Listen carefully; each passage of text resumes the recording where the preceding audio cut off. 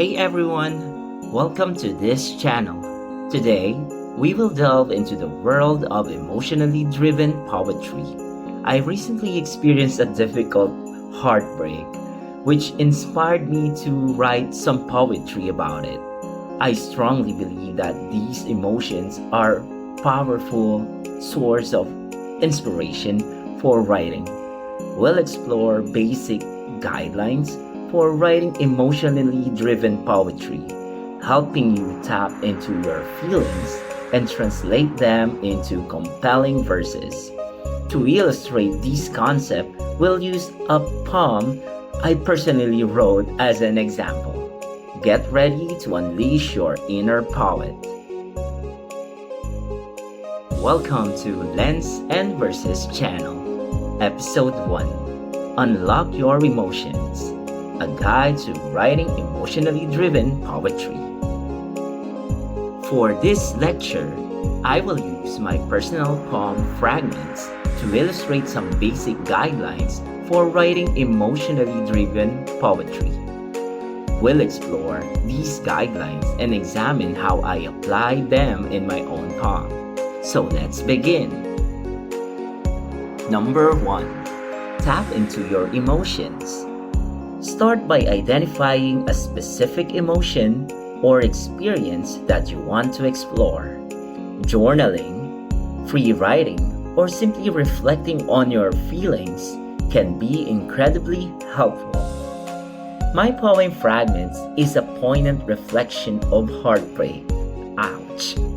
Composed in 2018, following a painful breakup with my ex-boyfriend, this piece of work emerged from a period of profound emotional devastation.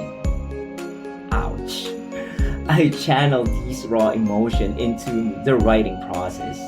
The central theme of the poem revolves around the painful process of putting the pieces of myself back together after the shattering impact of this traumatic experience.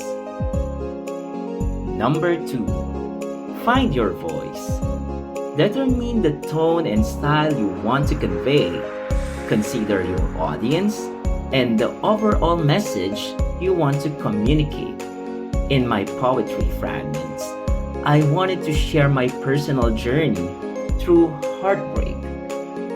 By employing personal pronouns like I, me, and my, I aim to create a sense of intimacy with the reader, as if I were confiding in them directly. I wanted to share my raw and vulnerable emotions, inviting the readers to connect with their own experiences of loss and heartbreak. Number 3. Use sensory details. Paint a picture with your words. Describe how your emotions feel physically. What sounds, smells, or tastes do they evoke?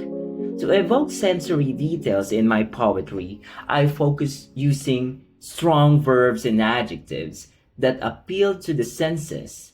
In fragments, words like feel, fruitless, state, blame, strenuous, solace, and distant were carefully chosen to emphasize the emotion weight of my experience.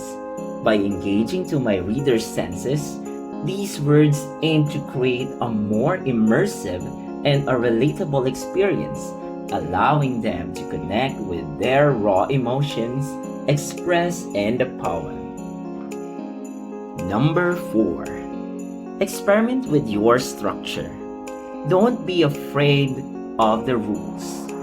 Try different forms and structures, free verse, sonnets, haikus.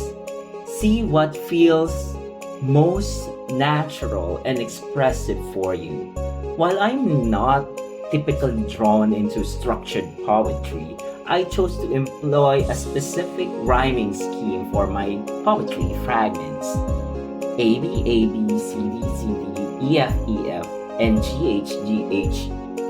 This deliberate structure, though not adhering to the strict rules of the sonnet, adds a layer of sophistication to my poetry.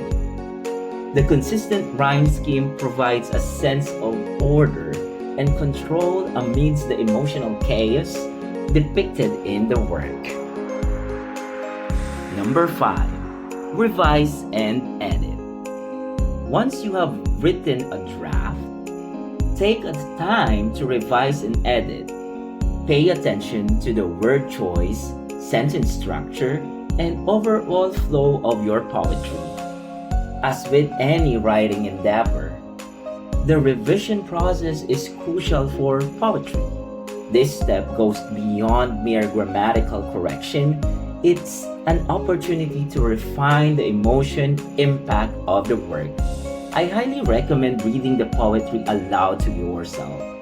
This practice allows you to experience the emotion conveyed within the poem on a deeper level, enabling you to identify areas that require further refinement or enhancement. Number 6. Share and seek feedback. Sharing your work with others can be incredibly valuable. Get feedback from trusted friends or join a writing group. Ultimately, any piece of literature is meant to be shared. Sharing allows for valuable feedback from others, enabling both the writer and the readers to learn from the poem's message. Constructive criticism provides opportunities for growth and improvement, highlighting areas where the poem can be further refined and enhanced. Now that I was able to discuss all the guidelines in writing an emotionally driven poetry, I challenge you to give it a try. Grab a pen and paper, find a quiet place, and let your emotions guide you. You might be surprised at the beautiful poetry you can create. You can post your work in the comment section below, and let's have a meaningful discussion on how our emotion was put into writing. I will be waiting for your work.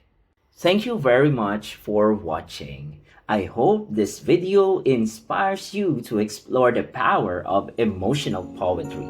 If you enjoyed it, please give it a thumbs up and subscribe to my channel for more creative content about poetry and photography. See you!